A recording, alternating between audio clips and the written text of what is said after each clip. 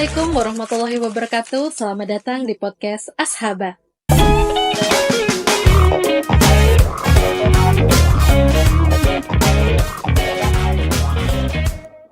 Sahabat Ashaba, paspor merupakan dokumen penting untuk perjalanan antar negara, khususnya sebagai pelayanan perjalanan ibadah haji dan umroh. Bagaimana sih cara mendapatkan paspor dan apa saja persyaratannya? Untuk mengupas keimigrasian lebih dalam, sudah hadir bersama saya, Kepala Sub Pelayanan Dokumen Perjalanan pada Kantor Imigrasi Kelas 1 TPI Balikpapan, Bapak Rifki Alisandrix. Assalamualaikum warahmatullahi wabarakatuh, Bapak Rifki. Waalaikumsalam warahmatullahi wabarakatuh. Apa kabarnya hari ini? Alhamdulillah kabar baik. Baik. Kita akan berbincang-bincang masalah keimigrasian, Bapak Rifki ya. Nah, untuk sahabat Ashaba nih Pak yang belum tahu mengenai kantor imigrasi, sebenarnya kantor imigrasi ini tugas dan fungsinya apa aja sih Pak? Baik, terima kasih. Untuk keimigrasian sendiri itu mempunyai beberapa fungsi. Yang pertama adalah sebagai fungsi administrasi, baik itu administrasi untuk memperoleh dokumen perjalanan Republik Indonesia, maupun administrasi izin tinggal bagi warga negara asing yang berada di Indonesia. Selain itu adanya fungsi pengawasan, baik itu dalam negeri dan juga di luar negeri, khususnya dalam pengawasan atau perlindungan bagi calon jemaah haji dan umroh maupun warga negara Indonesia yang berada di luar negeri. Baik, kalau untuk paspor sendiri Pak, kenapa sih kita itu harus menggunakan paspor sebagai perjalanan antar negara atau keluar wilayah Indonesia? Baik, untuk paspor sendiri sudah merupakan ratifikasi peraturan internasional dari ICAO, yaitu merupakan dokumen resmi perjalanan antar negara dan merupakan identitas resmi bagi seseorang yang berada di luar negeri. Oh baik, lalu hal apa aja yang harus dilakukan saat pembuatan paspor pertama kali Pak? Baik, untuk pengajuan paspor pertama kali itu ada syarat administrasi yang utama, yang ini sifatnya permohonan ya. Baik. Jadi banyak masyarakat yang masih beranggapan bahwa pergi ke kantor imigrasi itu adalah untuk membuat atau membuat paspor. Betul. Tapi sebenarnya ada sifatnya yang lebih utama dalam hal kelengkapan administrasi dahulu yang sifatnya permohonan. Baik. Permohonan itu yang pertama untuk dewasa itu melampirkan IKTP, elektronik KTP, yang kedua kartu keluarga, yang ketiga adalah salah satu dari akte lahir, ijazah, atau buku nikah. Oh, ini salah satu aja ya Pak? Salah satu yang kita anggap merupakan paling otentik atau tertua yang kita miliki. Ini untuk orang dewasa. Sedangkan untuk anak, itu anak di bawah umur atau belum 17 tahun itu adalah KTP kedua orang tua, kartu keluarga, akte kelahiran, dan bisa melampirkan buku nikah atau akte cerai dari orang tua. Baik. Nah, kemudian untuk paspor sendiri ada jenisnya nggak sih Pak? Baik, saat ini di peraturan Direktorat Jenderal Imigrasi Indonesia itu paspor kita itu ada 3 sebenarnya, yaitu yang pertama adalah paspor biasa, paspor elektronik, dan paspor polikarbonat. Tapi untuk polikarbonat ini masih dalam hanya baru beberapa kantor imigrasi saja. Ada 2 kantor imigrasi di Jakarta, yang umum berada di seluruh wilayah Indonesia itu ada 2, yaitu paspor biasa maupun paspor elektronik. Nah, untuk paspor biasa dan paspor elektronik itu perbedaannya apa nih Pak? Oke, untuk paspor biasa itu adalah paspor umum seperti yang kita kenal. Untuk persamaannya saja sebenarnya sama-sama paspor yang mempunyai kualitas yang sama, masa berlaku sama ya. Masa berlaku sama dan tujuannya juga sama. Hanya ada perbedaan sedikit antara paspor elektronik dan paspor biasa. Paspor elektronik, kedua paspor ini masa berlakunya 10 tahun. Oh, 10 tahun sekarang, Masa berlaku 10 tahun, kecuali anak di bawah umur atau belum menikah. Itu masa berlaku masih 5 tahun. Perbedaannya adalah paspor biasa PNBP-nya 350.000. Oke. Sedangkan paspor elektronik pembayaran PNBP-nya adalah 650.000. Oh, lebih mahal ya, Pak? Lebih mahal. Yang kedua, perbedaannya ada sementara ini ada 5 kantor imigrasi bandara, tempat pemeriksaan imigrasi besar yang mempunyai autogate, yaitu Ngurah Rai, Surabaya, Jakarta, Bali, dan Batam punya autogate, yang itu yang memungkinkan digunakan paspor elektronik untuk menggunakan autogate. Oh, jadi kayak model scan atau Langsung keluar. Nah, itu memungkinkan gitu, digunakan paspor elektronik. Jadi, jadi tidak semua gate ya, Pak ya? Belum semua, saat ini belum. Baik. Jadi untuk paspor elektronik itu bisa digunakan pemeriksaannya melalui autogate maupun bisa secara manual. Itu perbedaannya. Terus di dalam paspor elektronik itu terdapat chip yang memuat identitas kita.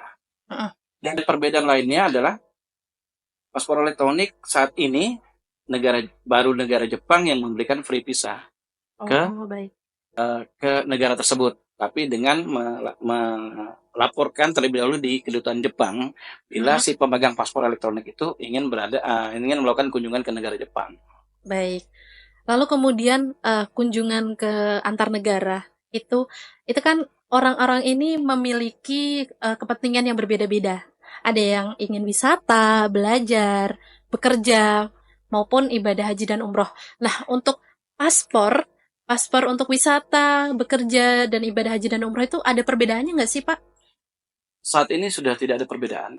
Ya, jadi semua sama dijadikan satu paspor itu general paspor yang ada diterbitkan Direktorat Jenderal Imigrasi untuk kegiatan wisata maupun bekerja, wisata rohani, haji dan umroh, maupun wisata saudara-saudara kita yang dari Nasrani ke Yerusalem. Itu sama saja dengan menggunakan paspor yang diterbitkan Direktorat Jenderal Imigrasi. Perbedaannya mungkin nanti ada perizinannya. Perizinannya ada untuk paspor wisata, mungkin ada negara-negara tertentu yang mewajibkan berangkat atau masuk ke negaranya itu harus menggunakan visa.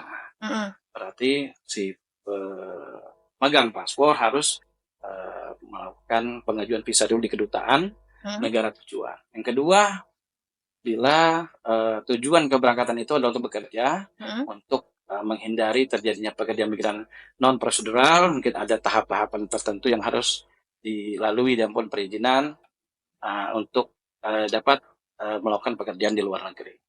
Setelah itu, untuk seperti untuk haji dan umroh sendiri, biasanya dilengkapi dengan visa, ya, visa umroh, ya, umroh maupun haji gitu kan. Jadi harus melakukan pengajuan visa dulu di kedutaan Saudi Arabia. Di Indonesia selain itu ada paspor yang lain, maksudnya paspor dinas maupun paspor diplomatik yang dikeluarkan oleh Deplu.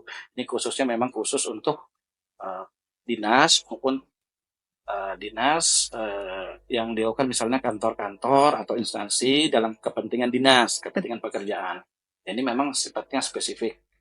Yang kedua ada namanya paspor diplomatik. Ini diperuntukkan bagi petugas-petugas maupun pejabat-pejabat tugas diplomatik kita yang ada di luar negeri. Jadi sifatnya tidak umum, sifatnya khusus. Oh, baik. Nah, untuk kegiatan ibadah haji dan umroh sendiri, Pak, apa sih yang harus dipersiapkan dari segi keimigrasian bagi calon jamaah haji dan umroh? Baik, untuk kesiapan itu sendiri, kalau khusus dalam masalah keimigrasian itu adalah pertama dokumennya. Dokumen ini yang misalnya terkendalanya kita dari sisi administrasi itu biasanya adanya perbedaan nama ataupun kadang-kadang dari masyarakat kita, terutama mohon maaf yang sudah sepuh-sepuh ya, sudah lansia ya, kadang-kadang buku nikah tidak ada, kadang-kadang sudah taruh di karena zaman dahulu gitu. Tapi itu bisa kita ajukan atau kita proses, karena di Direktorat Jenderal Imigrasi kan bisa memuat dari salah satu ya. Jadi sama saja KTP, kartu keluarga ini sudah sepaket, dan salah satu dari akte lahir, ijazah atau buku nikah. Baik. Gitu. Oke. Kemudian untuk pembuatan paspor bagi ibadah haji dan umroh ini memerlukan rekomendasi dari Kementerian Agama. Nah, itu apa sih Pak tujuannya? Untuk proses pengajuan paspornya Mm-mm. sebenarnya itu hanya untuk data pendataan kita saja. Tapi Oh, untuk jadi pengajuan paspornya bulan Februari mm-mm. telah di tahun 2022 telah diberikan surat dari Direktorat Jenderal bahwa untuk pengajuan paspor tersebut sudah tidak lagi perlu dilampirkan Oh, baik-baik. surat rekomendasi dari Kementerian Agama Oh, berarti maupun sudah tidak diperlukan ya Pak ya? iya Mm-mm. diperlukan. Itu sifatnya hanya untuk kita mempercepat saja, Oh, baik. mempercepat proses. Jadi untuk rekomendasi tersebut sudah tidak diperlukan untuk pelayanan haji dan umroh. Namun surat rekomendasi dari travel itu kami masih perlukan pada saat seseorang pemohon paspor itu untuk mengajukan penambah nama. Biasanya Oh, baik. penambah nama itu sebagai data dukung saja, data tambahan saja kami untuk melakukan penambah nama bagi para pemohon paspor yang kebetulan namanya hanya satu suku kata. Karena kebetulan pemerintah Saudi Arabia itu eh, minimal mereka mewajibkan untuk memperoleh visa itu adanya 2 atau 3 suku kata Itu minimal Pak. minimal. Nah, kalau misalkan bagi orang-orang yang namanya cuman dua suku kata. Orang-orang zaman dulu kan kadang namanya cuman Imam atau mohon maaf Yanto atau siapa. Nah, itu bagaimana Pak cara mengatasinya? Ya, pengajuannya itu tadi, baik itu permohonan baru misalnya, kita biasanya memberikan surat pernyataan penambahan nama sebagai data dukung kami, yang kami ambil dari contohnya seorang itu punya satu suku kata, maka kita tambahkan nama ayahnya. Oh, Nama baik. ayahnya untuk umroh, dan misalnya nama ayah juga masih satu suku kata, maka dapat kita tambahkan dengan nama kakeknya. Oh, jadi pakai bin atau Iya, gimana? langsung Atau misalnya langsung? Oh, langsung. Andi Umar Wahab. Bisa Oh, namanya Andi ditambahkan nama Umar, bapaknya, bapaknya. Bila masih juga nama bapaknya cuma satu suku kata, kita tambahkan nama kakeknya. kakeknya. Oh, baik. Nah, kalau untuk paspor haji sendiri nih, Pak, terutama haji reguler, itu kan pemberangkatannya memang dari pemerintah. Untuk pembuatan paspornya itu apakah kolektif atau dilakukan secara perseorangan, Pak? Baik. Untuk khusus di wilayah kerja kantor imigrasi kelas 1 TPI Balikpapan, kami mempunyai 3 wilayah kerja, Mm-mm. yaitu satu di Balikpapan, 2 Penajam Pasir Utara, dan Kabupaten Pasir. Ini kebetulan Kabupaten Pasir dan Penajam Pasir Utara ini biasanya mengkolektifkan Baik. pengajuan permohonannya. Hanya Balikpapan yang saat ini belum, mungkin Oke. karena wilayahnya dekat ya, bisa ke kantor imigrasi. Tapi kalau untuk wilayah Pasir maupun Penajam Pasir Utara itu kami kami namanya layanan ibadah. Mm-mm. Layanan ibadah itu imigrasi Balikpapan datangi calon jemaah haji Ibadah ya. ibadah. Jadi itu sudah kami lakukan sejak tahun 2020. Mm-mm. Kami konstan ke daerah tersebut karena melihat jarak tempuh ke kantor Sangat jauh. Balikpapan dan sebagian besar sudah sepuh pada orang tua kita. Kami Betul, biasanya betul. menentukan waktu, kami yang datang ke sana, kami yang melayani proses pembuatan paspor di sana. Jadi seperti kalau umumnya seperti isi paspor gitu. Ke Oke. sana kami melakukan foto. Jadi masyarakat cukup ke kantor Kemenak setempat atau kantor tertentu yang sudah ditentukan untuk melakukan perekaman. Sedangkan untuk di Balikpapan saat ini belum juga adanya kolektif. Jadi biasanya para masyarakat langsung ke kantor secara personal, Pribadi, secara personal. pribadi. Jadi karena lebih dekat juga ya Pak ya. Lebih dekat. Berarti itu suatu inovasi dari kantor imigrasi ya Pak, ibadah Inovasi. itu ya. Ya, sebenarnya sangat baik juga seandainya mau di satu tempat kita melakukannya secara bersama-sama. Cuma saya pikir kalau pun di Balikpapan ini kemungkinan potensinya mungkin bila dilaksanakan di asrama haji atau Kemenak, karena wilayahnya juga ada dari Samboja, ada dari Betul. Kampung Baru, mungkin jauh ke sini, Jauh. hingga mungkin ya masing-masing aja kantor imigrasi, mungkin seperti itu. Oke. Nah, kalau yang sudah punya paspor nih, Pak, itu gimana, Pak? Bisa nggak digunakan untuk ibadah haji dan umroh sebelumnya sudah punya paspor mungkin untuk perjalanan wisata ataupun bekerja? Ya, paspor itu selama 10 tahun Mm-mm. masa berlaku, ya, jadi dapat kita gunakan dengan berbagai maksud dan tujuan perjalanan. Bila sebelumnya paspor kita hanya untuk kita gunakan jalan-jalan ke Singapura, misalnya ke Australia, pada saat tertentu mungkin ada rezeki yang bersangkutan ingin menggunakan paspor tersebut untuk melakukan ibadah haji, dapat digunakan selama masa berlaku paspor itu belum habis. Belum Jadi habis, masih ada ya, Pak? masih ada, jadi dapat dilakukan. Tapi kalau seandainya minimal 6 bulan dari waktu yang akan dipergunakan, itu paspor harus sudah dilakukan penggantian. Ya, jadi sifatnya penggantian paspor ke kantor imigrasi untuk dapat melakukan perjalanan haji.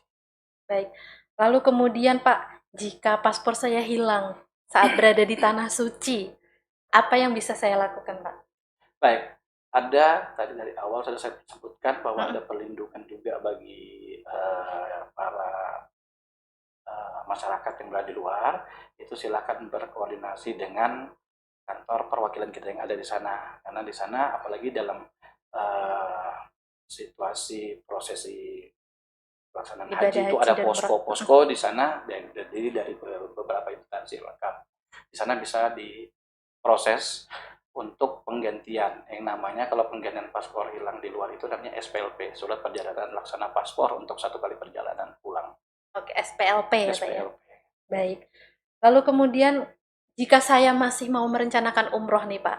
Nah, kapan sih, Pak, saya itu bisa mengurus paspor? Apakah bisa mulai dari sekarang atau nanti tunggu kalau saya pasti akan berangkat umroh gitu? Kan pasti kalau masih lama dan masih belum ada jadwal pasti, paspornya nganggur tuh. Baik, itu. Kalau itu tergantung, saya rasa kebutuhan ya. Pribadi. Cuma harapan kami di kantor imigrasi itu, bila sudah ada niatan, yang ada spare waktunya diperkirakan sudah ada, walaupun masih panjang, dalam arti terjangkau lah waktunya ya, tidak level tahunan. Kami berharap sebenarnya paspor itu cepat-cepat diurus. Jadi karena kebanyakan di kita itu waktu ditentukan mepet mengurus paspor ya, karena di kantor imigrasi itu ada namanya kuota ya. Kuota itu juga terbatas untuk melayani semuanya. Walaupun tidak tertutup kemungkinan bahwa kantor imigrasi itu sekarang pelayanan ada layanan percepatan 1 hari jadi, itu terjadi. Cuma biasanya karena numpuk-numpuk, daftar dulu misalnya paspor belum ada, begitu mau daftar, waktu sudah muncul paspor mau dibutuhkan, cari surat, cari KTP, yaitu hal-hal biasa yang sering kami temui, hingga kesannya itu datang kantor imigrasi itu buru-buru. Gitu. Iya, betul. Nah, kuotanya itu per hari berapa, Pak? Kalau di TPI Balikpapan? Baik, gini, ada namanya aplikasi M-Paspor. M-Paspor, mobile paspor. Jadi M-Paspor ini memungkinkan masyarakat, sebenarnya tujuannya agar masyarakat yang datang ke kantor imigrasi itu sudah pasti terlayani. Oh, baik. Sudah pasti terlayani. Jadi bisa daftar dulu di M-Paspor? M-Paspor? Daftar online M-Paspor dari handphone ya. Jadi itu mendaftar, download dulu aplikasi M-Paspor lewat Play Store ya. Daftar dulu, setelah itu masukkan sesuai, ikutin apa yang diminta. Scan fotokopi KTP, scan foto KTP, kartu keluarga maupun paspor lama sesuai kebutuhannya. Nanti ikut dilakukan di pendaftaran di aplikasi tersebut. 2 jam setelah melakukan pendaftaran di aplikasi tersebut, maka ada perintah melakukan pembayaran. Jadi lakukan pembayaran lebih dahulu. Maksudnya aplikasi ini agar masyarakat yang jauh dari kantor imigrasi itu bisa melakukan pendaftaran, bisa melakukan pembayaran langsung, dan datang ke kantor imigrasi itu langsung dilayani sesuai dengan waktu yang dipilih sendiri. Oh, jadi kuota per harinya 100. Okay. Kuota seharinya 100. Di luar layanan Ramaham. Layanan Ramaham itu tidak perlu mendaftar online. Lansia di atas 60, disabilitas, disabilitas, batita, bawah 5 batita, ya, ibu hamil. ibu hamil. Itu Oh, kami, jadi 4 kategori itu ya, Pak ya? kami berikan layanan khusus, tidak perlu mengantri, tidak perlu mendaftar online. Tujuannya agar masyarakat itu bisa memilih sendiri ya, waktunya di aplikasi tersebut, pilih harinya, pilih tanggalnya, pilih jamnya, dan lakukan pembayaran sendiri sesuai yang dapat mereka lakukan. Bisa melalui Indomaret, bisa melalui Bukalapak, Tokopedia, Bank Mandiri, Oh, jadi kantor metode pos. Pembayarannya sekarang sudah sangat beragam ya, Pak ya? Beragam, billing ya, kita menghindari dari penerimaan-penerimaan yang mungkin tidak perlu ya. Oke, baik. Ya, jadi semua pemohon itu dapat melakukan transaksinya di luar dengan membayar melalui kode billing PNBP, yaitu penerimaan negara bukan pajak. Oh, jadi masyarakat bisa membayar secara mandiri melalui apapun yang mereka inginkan gitu ya, Pak ya. Bisa BRI, transfer bank, Mandiri, kantor pos, bahkan bisa ke Indomaret bisa, Baik, Bukalapak, Tokopedia juga bisa. Nah, pertanyaan terakhir Pak sebelum saya menutup podcast ini. Kendala apa aja sih Pak yang paling banyak dihadapi para pemohon paspor ibadah haji dan umroh biasanya? Kalau umum dulu ya. Kalau umumnya sih tidak semua keinginan kita untuk proses digitalisasi, mempermudah yang kita inginkan untuk mempermudah masyarakat mengakses, melakukan proses itu tidak semudah sebenarnya kita pikirkan. Karena banyak juga yang masyarakat yang masih berpikir bahwa ini mempersulit mereka, ya.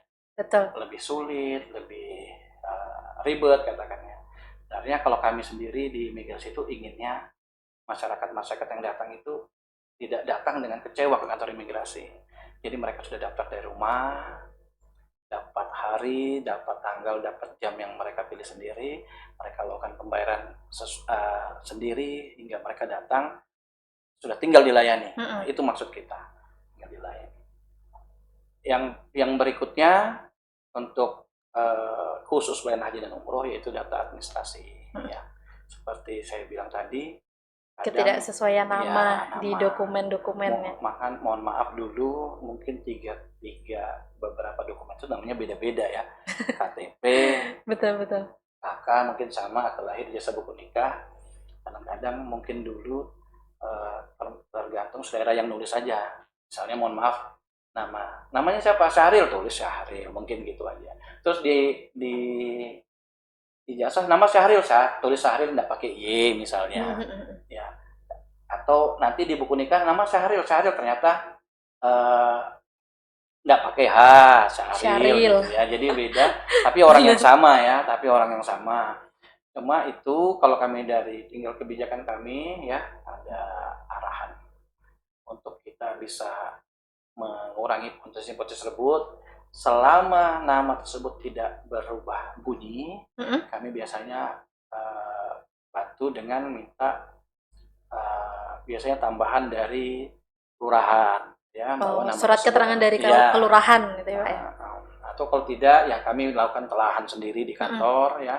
Tinggal kita lihat potensinya aja, karena kami menyadari juga dulu belum sebaik sekarang ya. Betul. Sekarang sudah administrasi sekarang sudah ada KTP digital ya, itu sangat positif sekali. Kami sangat terbantu ya, mudah-mudahan ke depan lebih bagus lagi lah, lebih seragam lagi.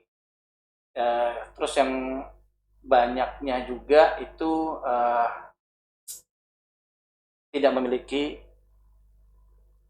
data, tidak memiliki, mungkin cuma punya KTP, KK ya. Itu biasanya kami koordinasi sama Dinas Pendudukan dan Catatan Sipil, bila memungkinkan kita terbitkan akta lahir atau cuma sebatas surat keterangan saja. Yang penting kita dapatkan hasil telahan yang memastikan yang benar bahwa pemohon tersebut adalah benar-benar warga negara Indonesia. Karena kebetulan kan pemohon haji ini kan rata-rata sepuh. Iya, rata-rata lansia ya Pak ya. Jadi kadang juga banyak data-datanya yang sudah hilang atau Benar. bahkan KTP-nya sudah tidak terbaca seperti itu. Itu menjadi suatu tantangan tersendiri ya Ya. Pak bagi kantor imigrasi, terutama pada bagian pelayanan dokumen Pelayanan perjalanan. Baik, Pak, terima kasih banyak atas Terima bincang-bincangnya. Semoga sahabat Asaba yang ingin melakukan perjalanan keluar wilayah Indonesia mendapatkan insight dari sisi keimigrasian.